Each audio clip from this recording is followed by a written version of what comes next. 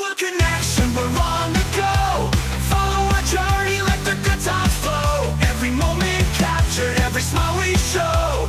Join the family, let's feel the show.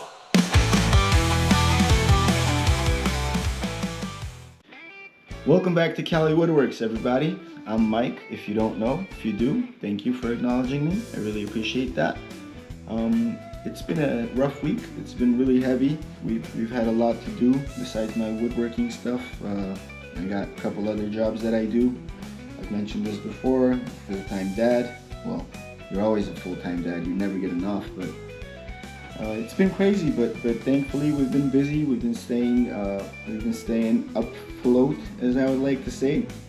And I'm really excited about this video that I'm making today because I got an order for another cutting board off of YouTube from someone really special after they saw me make the runestone cutting board, and I'm so excited. I mean, that's so cool to me that I made that video. I haven't been doing woodworking in a while, or at least making videos. I'm always doing woodworking, but it was super cool to post that video and actually get an order right after that.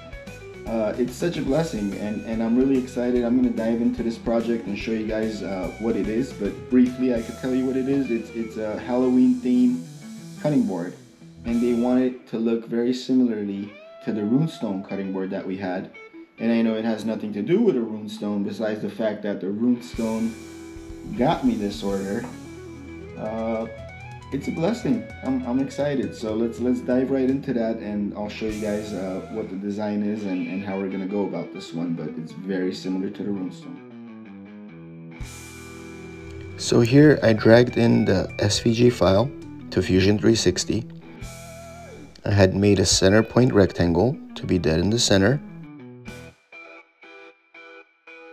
And then all I do is I literally extrude up the rectangle that I had made to the surface thickness that I needed to be at. I usually cut these boards at a 0.50 inch, which is half an inch. And the reason I do that is to give it resurfacing life. So every time it gets too many cutting board marks on it and things like that, you'd literally be able to sand it down and still have epoxy down there to keep the actual picture on. And then from here, I just do a simple 2D cut. I add my 1/8 down cut bit. This does take a little bit longer, but this cutting board did have finer letterings in there, so that's the bit I decided to use. It'll do the whole process in one shot without having to change the bits. And you see over here, I literally just click on all the parts I need to cut. I usually use depth of cut, which means that it takes it down in steps instead of just plunging right into the material and taking out a big chunk. That goes a lot easier on the machine and also prolongs the life of the bit.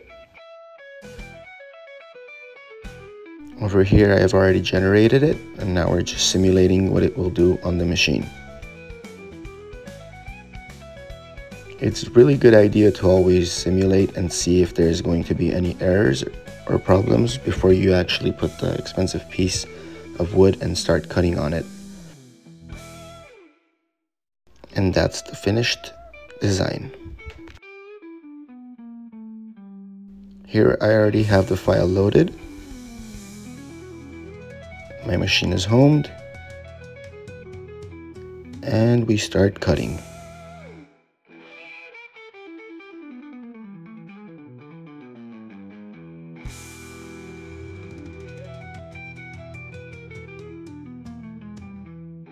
This is the final letter it did. Brings back to home, and that is the board cut. Came out really good. Next, I run a little bit of glue around the edges of the letterings and the picture that I cut out. And I do that mainly because I'm too lazy to level my bed, and sometimes when I pour, the epoxy runs out. Here you'll probably see me multitasking and switching in between mixing my epoxy and putting the glue. You don't really need to go too high. I usually go a little under 1/8 of an inch when I pour, above the surface, and that's because epoxy does tend to shrink once it's cured, and I rather have material above it than beneath it, because that means I would have to sand all the way down to level that board out.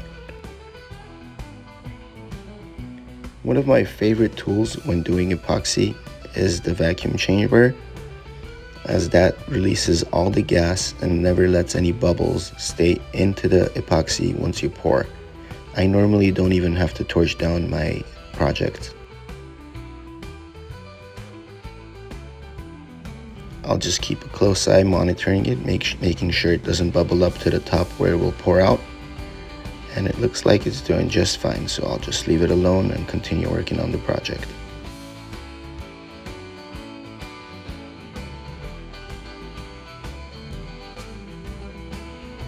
It's really important that when you release the vacuum pressure from the tank, not to go too fast.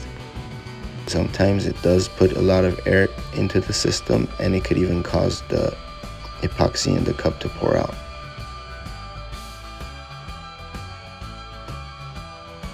And here you could see me slowly pouring so I don't overfill.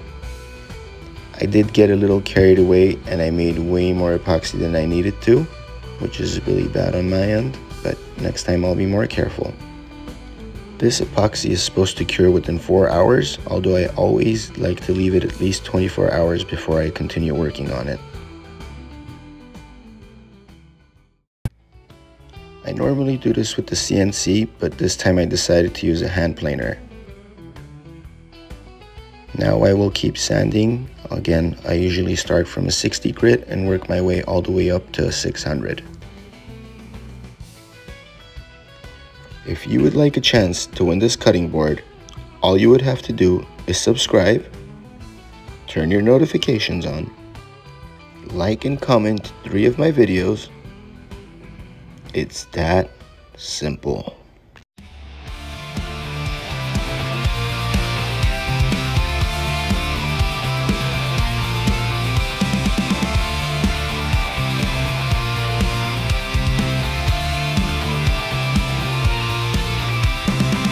In the heart of Sunshine State, we stand tall, gather round, it's all call, let the good times roll.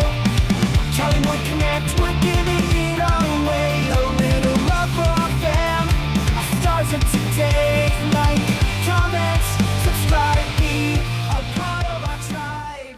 And now that the top is done, I continue sanding all the sides and the back and prepping it, getting it ready for its stain, as the client did want this to be a dark black color cutting board. It's spooky season, y'all, and we're getting really afraid.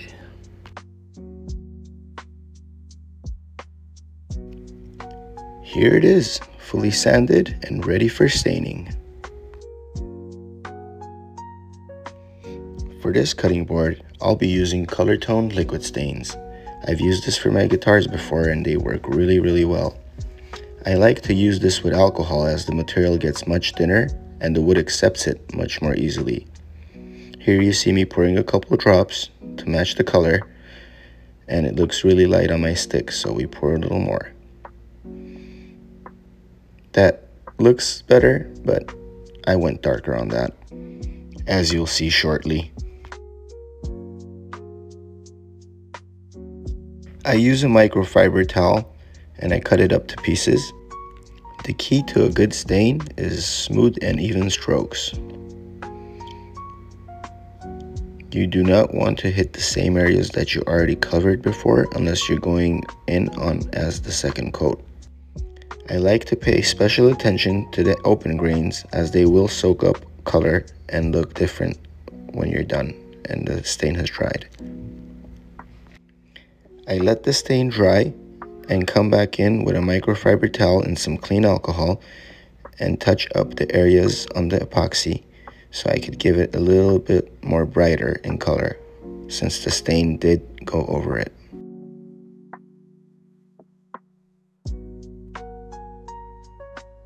You don't have to use full microfiber towels. Again, you could always cut these pieces so they stay cleaner and you'll have a lot more material to work with.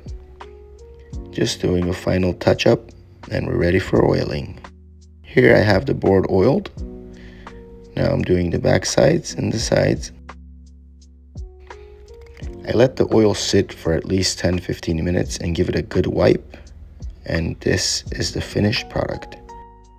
Probably shouldn't cut anything on it because it's poisonous. Can't tell me I didn't warn you. Hope you enjoyed the video. Please like and subscribe if you did.